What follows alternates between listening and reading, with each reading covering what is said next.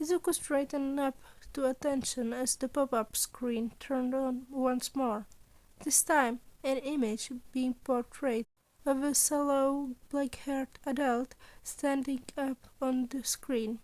The lines of grey neatly ran across the sides of his head to match the purple-tinted suit he was wearing.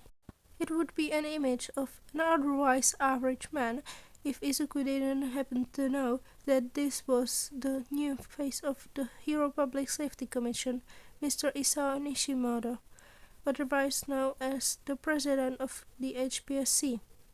Me and Mr. Nishimoto, while having our differences, have made a deal of sorts. Think of this deal as almost relating to saying making a deal with the devil.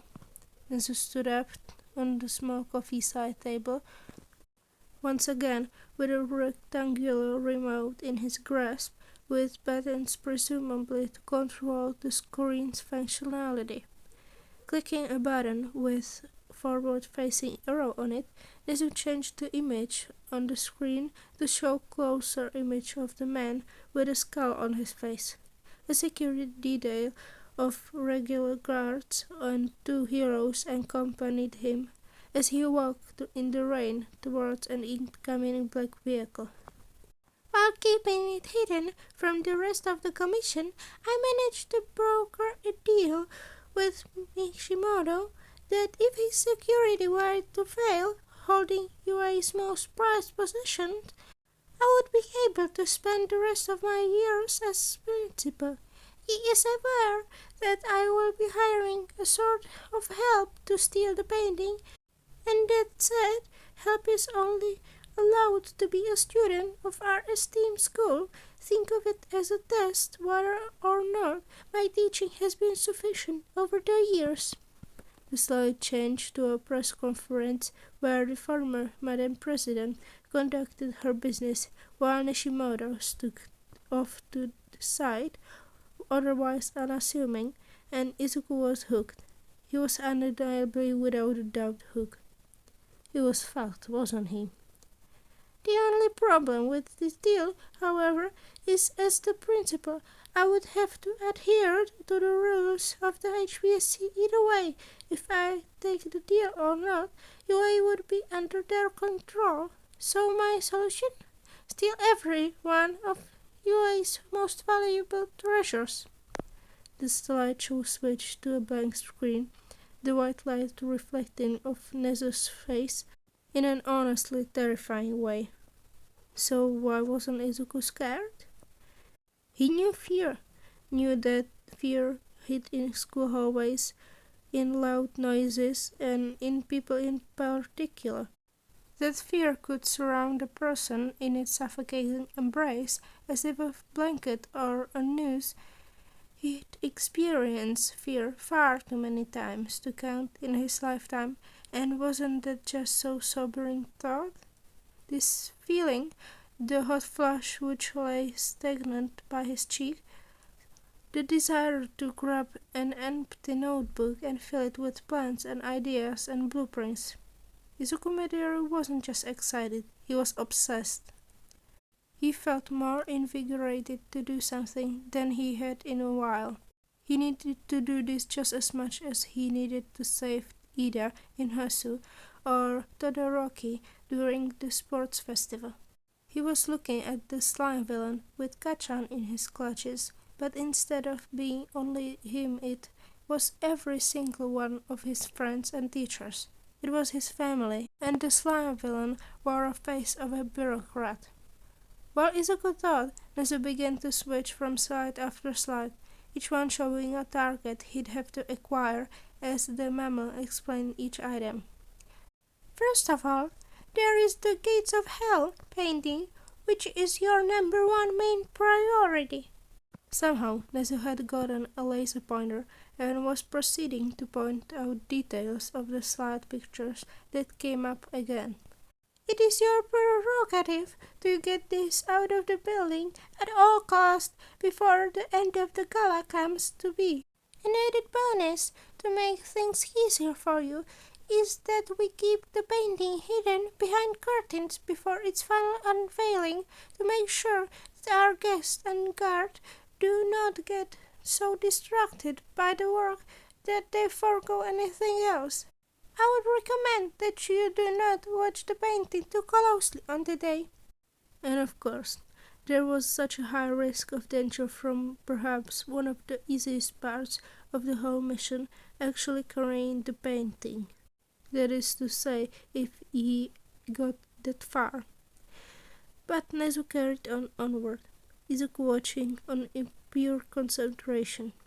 Now, the next item is the colonial blood rose, a necklace crafted from the remnants of a brickwork era necklace worth millions of dollars that was ruined during the World War III. To justify why it is in our showcase of hero and quirk-related pieces, I can tell you that it was made by quirk-mad gentlemen with the idea of creating a philosopher's stone of sorts from some of the most expensive jewels in the world. The screen switched to show a beautifully sculpted piece of jewelry. Probably hundreds of diamonds were layered over the intricate woven silver design on silk, but the most eye-catching feature by far were the red stones held in the middle of all of it. It was strangely tragic, and was the first thing Izuku thought of at the sight of it. Just like the painting, it filled him with a sense of awe and tragedy, much like he'd imagined watching one of the Shakespeare plays would feel like. But despite this fact, the ruby, or was it some other sort of stone that could be important, he'd have to find out some other time, was ginormous, large to the point where he couldn't imagine any person off the street just wearing one of these in any capacity unless they were to have some kind of strength quirk.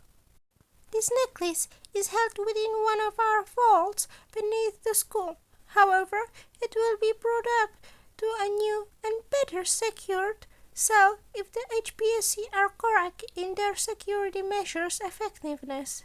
This will remain inside the cell, however, and the only access allowed into the general area will be for trained Hero Commission's agents and a top hero.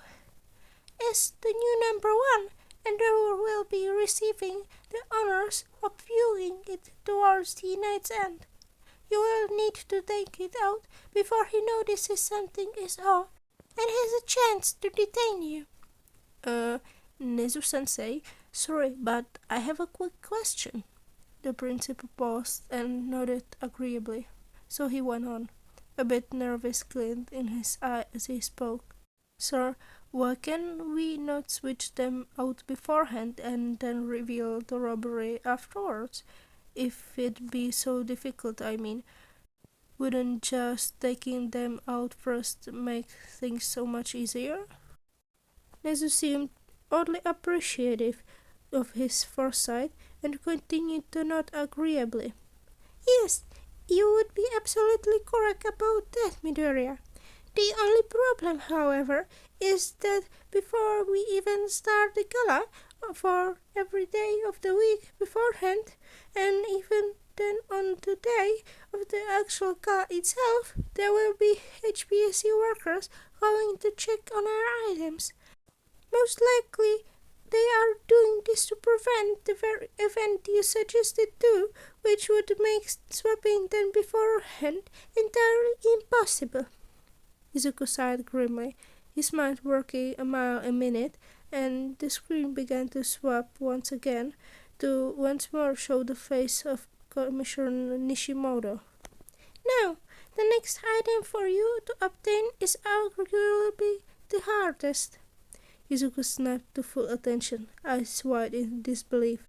How much worse could it get from unstealable painting and secured to high heaven necklace? This item could be anything, but I want you to take a personal item from Mr. Nishimoto's possession, an object of which preferably means a lot to him. He could have fainted on the spot, an item he had to take directly from the man who would be probably the most secure guy in the entire building. Somehow, Izuku would have to take something the man treasured from him. Maybe a watch? No, that was too easy for everyone to see. And what other sort of important item he could have on him? Wallet? Nedzu grimaced down at him in understanding, but Izuku was certain the mammal had no idea at all just how heavy this weighed over his soul. 3 items so far though, so what else could be next?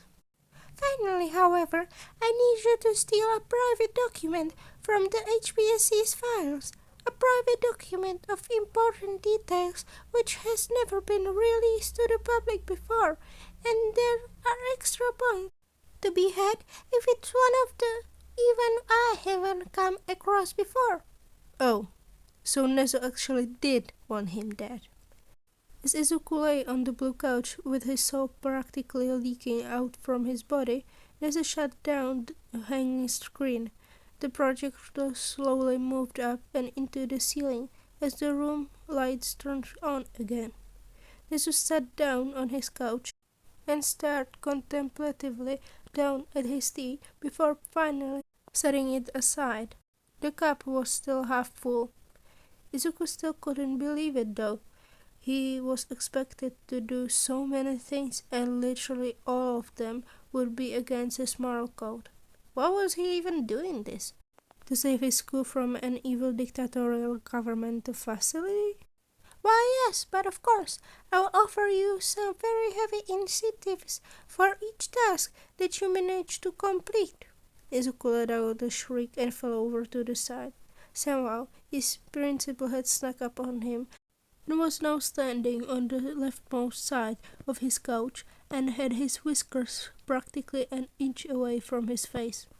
Straightening up as if he hadn't just given Izuku a heart attack by listening into another muttering fit apparently, the mammal then sat down disturbingly close to Izuku so that they were almost touching. His furry brows scrunched up in thought. First of all, I'm not so heartless as to make you do all of this alone. In one night, all that I've given you would almost certainly be entirely impossible. You will be the sole one in charge of whatever crew you pull together.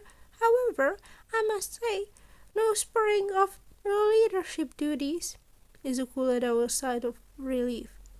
His body absently shuffled away from the hybrid who sat next to him.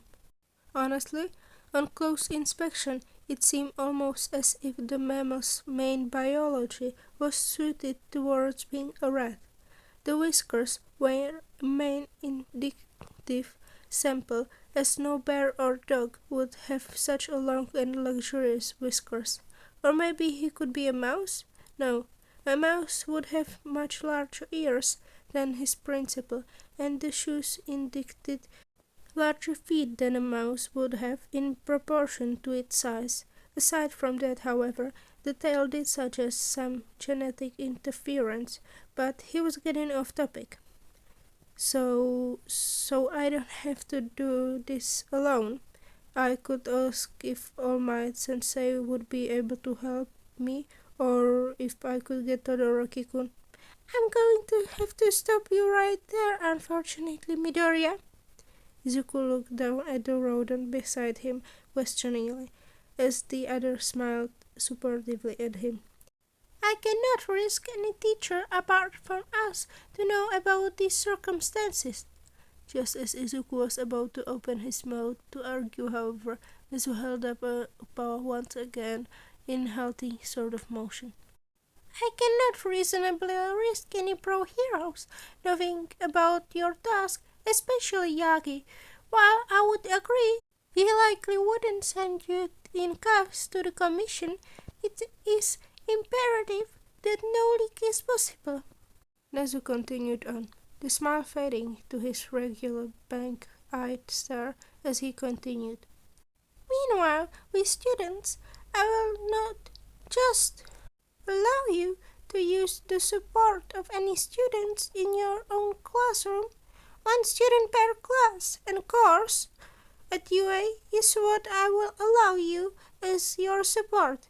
But other than that, I will not allow you to enlist any more help, or I will take away your rewards. For the rewards, by the way, I will allow none of the people you have enlisted to be forced to take any end of the year practicals or paper exams. You included with this, of course. Then, for each extra item you take, I will allow you to have an extra boon. This boon being anything I could possibly do for you as students. And the worst part was that it made sense. Izuku wouldn't be able to ask Todoroki to freeze entire sections of security cameras because he would be far too recognizable. They would be caught immediately. He loved his friends, but on even the slightest chance they, as the top heroes class in UA, could be working for the commission, it was just too hard to risk. So he would have to enlist one person per class to his group. How awful. Did he even know any students from other courses? But more importantly, Izuku lowered his head and peeked at his principal from behind bushy dark green hair. His eyes locked onto the mammal as he simply surveyed Izuku with his own beady black gaze. Why me? And Nedzu continued to grin despite his mood visibly lowering, his eyes growing dimmer as he prepared to speak. Because, out of every student I could have asked, your rate of success is 2% higher chance than anyone else. The silence rang heavy for a moment longer before Izuku could finally speak again. And the chance for a regular student? That would be about 0.46%. The two of them went silent. Izuku's mind reeling. The room felt suffocatingly quiet for a place belonging inside a school. Nedzu sighed, leaning his head back to the soft surface of the couch's backing. His eyes closed as he contemplated the situation he was forced into. Now, as I mentioned at the beginning of our talk, I would never force you into completing this task. After all, you are still a child first, and to place a burden such as this on an upcoming hero's shoulders would be... Would there be a possibility of me getting a notebook and coming back up here just to write down all the rules so I wouldn't forget anything by the gala? The principal opened his eyes and looked back at his student, and Izuku was scared. Scratch that, he was absolutely terrified. This one act could jeopardize his entire future. If he went through with this and got caught at an inopportune moment, then there was a chance he would be forced out of heroic's path itself. For as long as the HPSC were in charge of Japan, there would always be a hierarchy. If Izuku went through with this, he may just be labeled as a criminal the moment Nedzu got forced out of UA. Or even if he succeeded, the commission could always decide it was too risky to have such a rebellious hero in its jurisdiction. But as long as the Hero Public Safety Commission was in control, there would be a bias, a force around controlling the country and forcing people who were different from what they believed to be the absolute definition of a hero to quit what they have struggled for years to scrunch up the courage to achieve. It wouldn't be very heroic of him to let that happen, would it? Because right now there were only two other emotions deep down in Izuku's bones that hung far stronger than any sort of fear he'd ever felt before. Determination to do what was right and a craving to prove himself. Izuku let out a shaky smile and raised his fist to the air in a symbol not too dissimilar to All Might's signature pose. Nedzu watched with curiously wide-eyed stare as Izuku's grin grew even wider under strain. Plus Ultra, right, Nedzu? And the principal of UA, the smartest being in the whole of Japan, grinned right back at him, reaching out an arm to steadily shake the hand of one student who was going to change the world. Plus Ultra indeed, Midoriya. Plus Ultra.